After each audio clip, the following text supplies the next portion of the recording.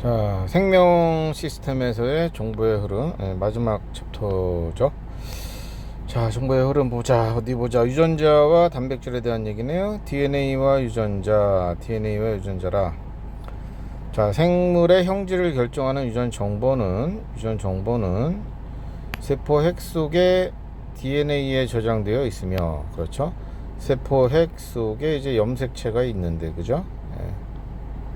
이 염색체는 염색사로 이루어져 있죠, 그죠? 이 염색사가 DNA와 이제 단백질로 이루어져 있어요. 그렇죠? 이 DNA 안에 유전 정보가 들어 있는 거예요. DNA 안에.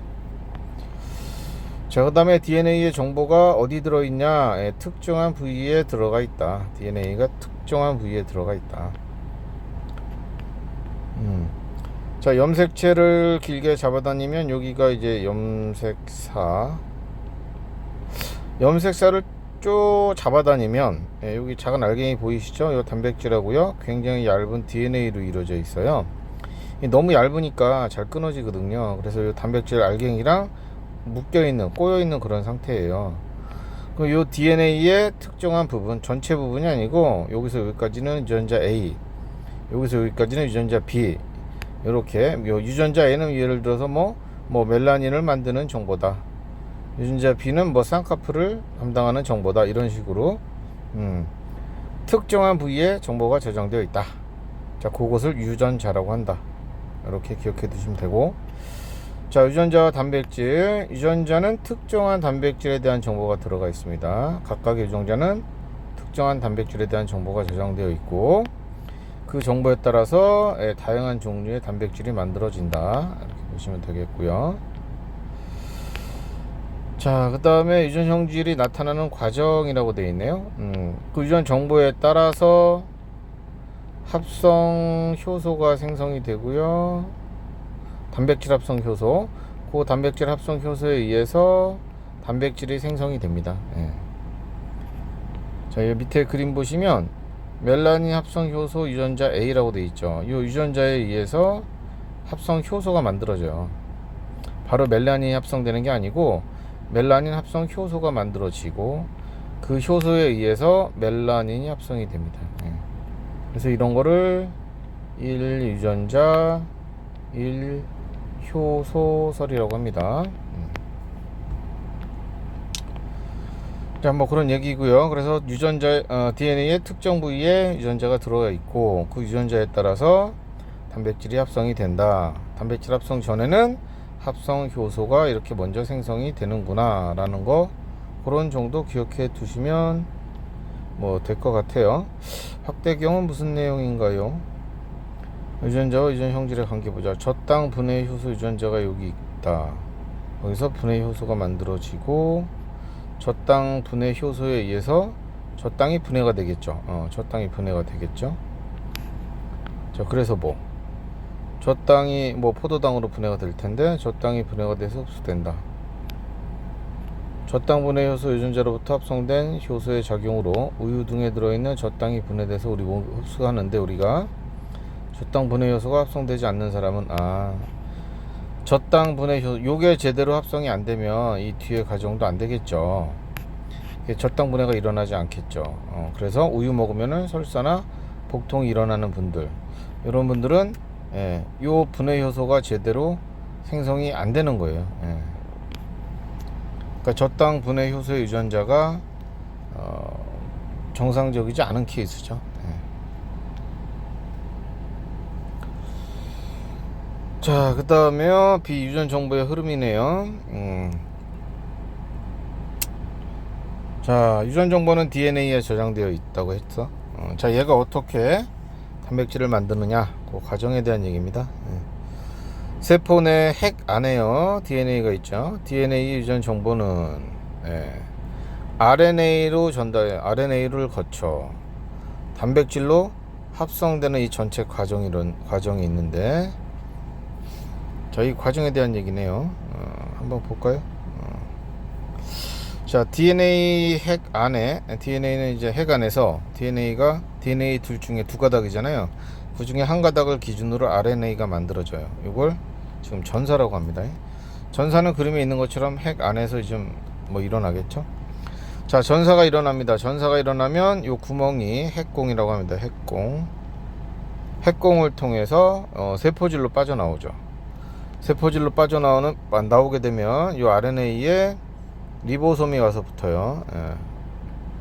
라이보솜. 자, 라이보솜이 와서 붙습니다. 그럼 라이보솜이 붙은 자리에 아미노산이 와서 연결이 돼요. 이렇게 1번 아미노산 이렇게. 그 다음 라이보솜이 옆으로 이동해요. 이렇게 옆으로 이동하면 그 자리에 해당하는 아미노산이 또 오고요. 그 아미노산끼리 펩타이드 결합을 하겠죠. 이렇게 계속 연결되면 여기 나와 있는 단백질을 만들어낼 수 있다는 거예요. 전사는 어디에서 일어납니까? 핵입니다. 그래서 전사는 DNA가 RNA로 정보를 전달하는 걸 얘기를 하고요. 핵 속에서 일어나고요. 번역은 RNA 정보에 따라서 라이보솜이 붙으면서 RNA 정보에 따라 라이보솜이 붙으면서 단백질이 합성되는 과정입니다.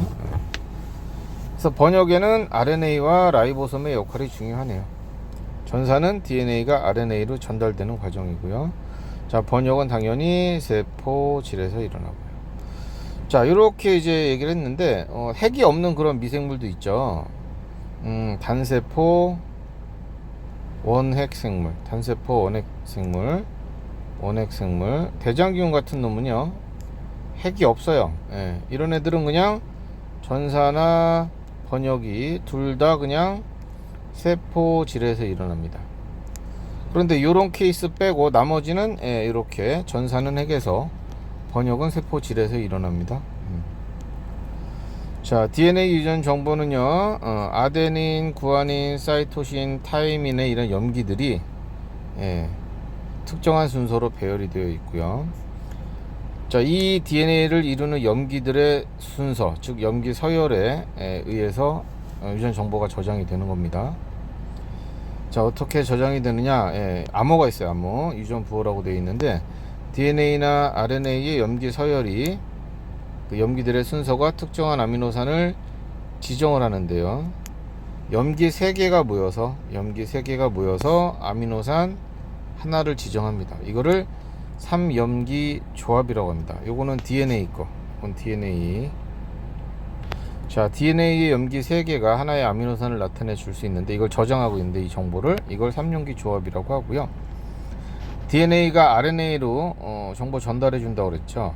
RNA에서 3개의 염기를 뭐라고 부르냐면 이거는 코돈이라고 부릅니다. 코돈. RNA에서 하나의 아미노산을 지정하는 연속한 3개의 염기, 이거를 코돈이라고 불러요. 코돈. 다시 정리를 하자면 DNA가 이중나선 구조잖아요. 그래서 뭐 아데닌, 구아닌, 사이토신, 티민, 아데닌 뭐 이런 정보가 있다고 할게요. 반대쪽에는요 아데닌의 짝은 타이민, 구아닌의 짝은 사이토신, 구아닌, 아데닌, 티민 이렇게 이중으로 DNA가 지금 이중 나선 구조를 이루고 있는데 이중 사슬인데 이 중에 어떤 게 기준이 될지는 문제에 따라 다른데요. 밑에 거를 기준 가닥이라고 얘기를 할게요. 그러면은 밑에 거를 가지고 RNA가 이제 합성이 돼요. 쟤를 기준으로. 자, T의 짝은 티민의 짝은 아데닌이겠고요. C의 짝은 구아닌이고요. 구아닌의 짝은 사이토신. 그 다음에 아데닌의 짝은 티민이 와야 되는데 RNA는 티민이 없죠. 타이민이 없죠. 우라실이 와야 됩니다. 우라실. 그 다음에 티민의 짝 아데닌, 또 아데닌. 요런 식으로 프린팅이 돼요. RNA가. 요렇게 프린팅이 되면은 세포질로 빠져나오거든요.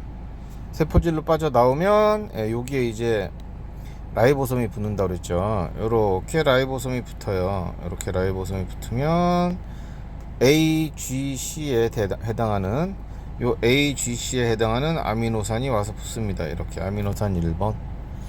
라이보솜이 옆으로 이동해서 이렇게 또 자리를 잡으면 UAA에 해당하는 아미노산이 또 와서 붙어요. 이렇게. 그 다음에 아미노산끼리 무슨 결합한다고 그랬죠?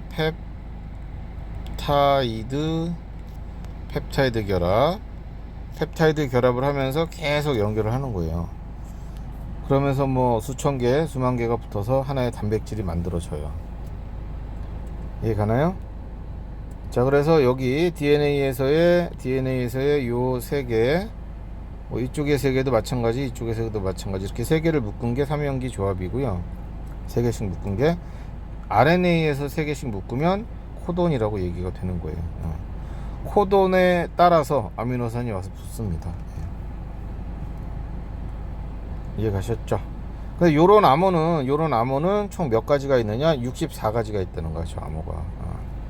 응? 아데닌, 구아닌, 사이토신, 유라실 네 가지 중에서 자, 중복을 허용해서 여기 연속된 세개 암기니까 중복을 허용해서 여기 들어올 수 있는 가지수는 네 가지. 여기도 네 가지. 여기도 네 가지. 다 곱하면 64종류의 암호가 생겨요. 64가지 암호를 만들어낼 수 있어요. 그 암호표가 바로 밑에 있는 이겁니다. 이런 식으로 암호표를 만들 수 있고요. 그 다음에 64가지는 아미노산을 지정한다고 했죠. 아미노산은 총 몇 종류? 20종류밖에 안 돼요. 아미노산이. 따라서 여러 개의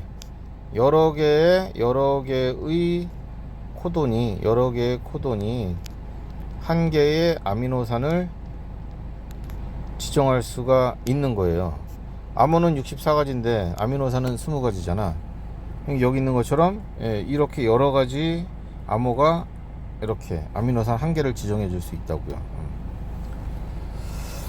자, 그 다음에 64가지가 전부 다 아미노산을 지정하느냐? 또 그건 또 아니랍니다. 요거 잘 봐두세요. 총 64가지의 64종류의 코돈, 즉 암호는 단백질의 합성의 시작과 멈춤을 나타내주는 그런 암호들도 있답니다. AUG라는 암호는 메사이온이라는 아미노산을 지정해요. 근데 이 새끼가 AUG가 항상 있어야 거기서부터 항상 시작을 하게 돼요, 합성이. 이걸 그래서 게시코돈이라고 합니다. 게시코돈. 요 한 가지예요. AUG는 어디 있을까? 여기서 찾아볼까? AUG 여기 있네. 요거 한 가지예요. AUG 이렇게. AUG 요거 하나. 그 다음에 UAA, UAG, UGA 여기는요 지정 아미노산이 없어요. 얘네들은 이 세 개의 암호는. 그래서 저 암호가 오게 되면 붙을 수 있는 아미노산이 없으니까 합성이 종료가 됩니다. 요거를 종결 코돈이라고 해요. 종결 코돈. 여기서 보시면은 여기 있네요. UAA, UAG, UGA 이렇게 세 가지. 요건 해당 아미노산이 없어. 그래서 합성이 끝나버려. 저게 오면, 저 암호가 오면.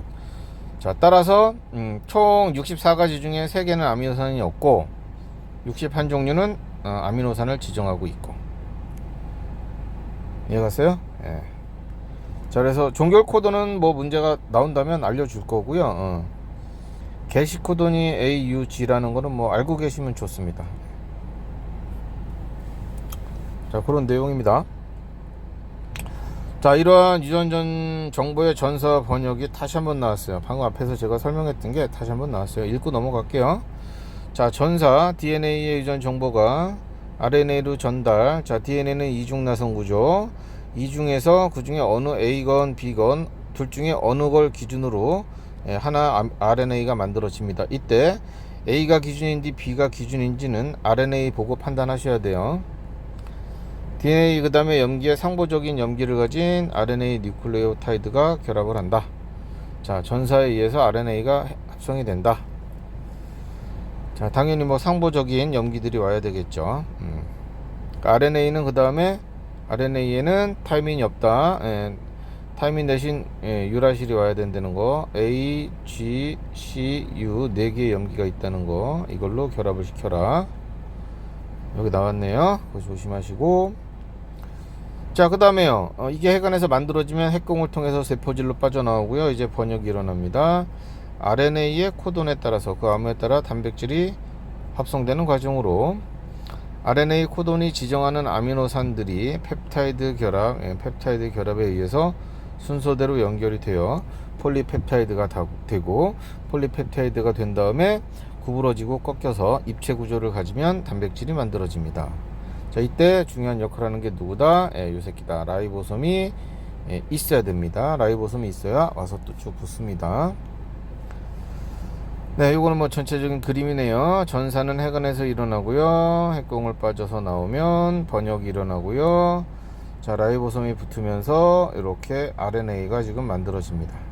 예, 미안합니다. 여기 단백질이 만들어집니다. 한번 잘 읽어보세요. 앞에서 설명했던 그런 내용들입니다.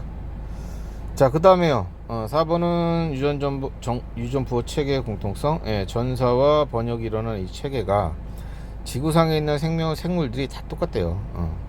유전 정보 자체는 서로 다르겠죠. 모양도 다르고 특징도 다르니까. 근데 전사와 번역하는 저 체계가 다 똑같다는 거야. 지구상의 생명체들이. 그래서 생물종에 관계없이 똑같은 그러한 동일한 종류의 코돈이면 동일한 아미노산을 지금 나타내주고 있답니다. 동일한 암호 체계를 가지고 있대요. 결론은 학자들은 이렇게 생각하고 있대요. 생명체들은 공통 조상으로부터 진화가 됐을 것이다 라는 거라고 추정을 한답니다. 암호 체계가 똑같아서. 자, 그 다음에 확대경에서는 이러한 암호 체계가 똑같기 때문에 우리가 다른 미생물을 이용하는 그런 과정이 나왔어요. 대장균 같은 경우에 그 굉장히 사용하지 않는 원시적인 DNA가 하나 있거든요. 이게 플라스미드라고 하는데 얘들이 이걸 별로 쓰질 않아요. 예, 원시 그런 DNA인데 이게 동그랗게 생겼죠. 여기에서 특정 부분을 잘라내요. 예. 잘라내고 그 자리에 사람의 DNA 중에서 인슐린을 합성하는 유전자를 갖다 끼워 넣는 거예요. 이렇게. 자, 이거를 재조합 DNA라고 부릅니다. 재조합 DNA. 어쨌든 인슐린을 만들어라 라고 하는 그러한 그 정보가 있는 그런 코돈이 있으면 그대로 대장균에서도 이게 그대로 적용이 되는 거예요. 그 암호에 따라서. 그럼 이 대장균은 이제 어떻게 됩니까? 이거를 넣어준 대장균은 이 인슐린 합성 명령어에 따라서 인슐린을 만들어내요. 여기 만들어내요. 근데 대장균 한 마리가 두 마리가 되고 두 마리가 네 마리 되고 막 증식을 하잖아요. 이분법의 분열에 의해서. 분열법에 의해서 막 개수가 늘어난다고. 얘네들만 나중에 모아서 이 안에 만들어진 인슐린을 뽑아내면 돼요. 그럼 인슐린을 우리는 대량으로 생산할 수 있다고. 당뇨병 환자한테 쓸 수가 있잖아. 그죠? 자, 이렇게 동일한 정보 체계를 가지고 있다라는 걸 이용해서 유전자 재조합에 이용을 할 수 있네요. 유전자 재조합에 이용을 할 수 있습니다. 자, 그 다음에 유전병에 대한 얘기네요. 유전자 이상과 유전병. 유전자 이상은 지금 우리가 정상적으로 설정되어 있는 염기 서열 있죠. 이런 염기 서열 중에 뭐 어디 하나가 이상한 거예요. 여기에 뭐 T가 들어오든지 이런 식으로. 자, 유전자 구성하는 DNA 염기 서열에 이상이 생기게 되면 유전자 돌연변이가 만들어질 수 있습니다. 유전자 돌연변이. 자, 유전자 이상에 의한 유전병들을 보시면 DNA 염기 서열이 많이도 아니에요. 이 염기 하나 정도 바뀐 걸로도 이런 일이 일어날 수 있어요. 서열이 바뀌면 전사 번역에서 정상적으로 이 과정이 일어나지 않거나 비정상 단백질을 만들어낼 수 있습니다.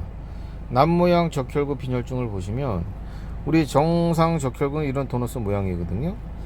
근데 여기 보시면은 타이민 대신에 뭐가 들어가 있어요? 아데닌이 들어가 있어요. 요거 하나 바뀌었어, 염기가.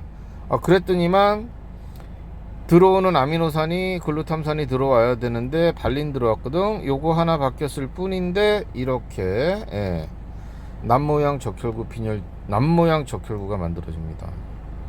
정상 적혈구에 비해서 모양이 길쭉하죠. 얘는 산소 운반 능력이 현저히 떨어져요. 그래서 이름 자체도 남모양 적혈구 빈혈증이라고 나온 거예요. 빈혈. 자, 외형은 사람의 형태, 사람 겉모습 봐서는 몰라요. 이러한 유전자 이상은 겉모습은 정상적인 게 많아요. 그 내부에서 조금씩 문제가 있는 경우입니다. 유전자 이상 같은 경우에 페닐 케톤 요증도 있고 뭐 백색증, 알비노증도 있네요. 온몸의 털이 하얀색인 거. 페닐 케톤 요증 오줌 넣으면은 시간 지나면 오줌이 검은색이 돼요. 검은색 소변, 이런 것들이 유전자 돌연변이에요. 우리가 흔히 알고 있는 생명 있죠. 얘도 유전자 이상이죠. 생명도 유전자 이상이에요. 이런 거하고 비교해서 다운 증후군이라는 게 있네요. 다운 증후군. 얘는 우리가 외형적으로 봐도 장애를 가지고 있구나 이런 걸 알 수 있거든요. 예. 이러한 다운 증후군 같은 경우는 유전자 이상이 아니고 염색체 이상에 의한 돌연변입니다. 예. 사람의 염색체에서는 46개거든. 근데 얘는 염색체가 47개예요. 예. 하나 많아요. 염색체의 숫자나 모양이 문제가 있으면 외형적으로도 심각해요. 오래 살지도 못하고. 그래서 염색체 돌연변이는 좀 치명적이고, 유전자 돌연변이는 겉모습은 정상인 경우가 많다. 그런데 부분적으로 조금 이상식이 있어요. 예. 자, 이렇게 얘기할 수 있겠습니다. 예, 자, 본문 잘 열심히 암기들 하시고요. 문제 열심히 좀 풀어주시기 바랍니다. 고생하셨습니다.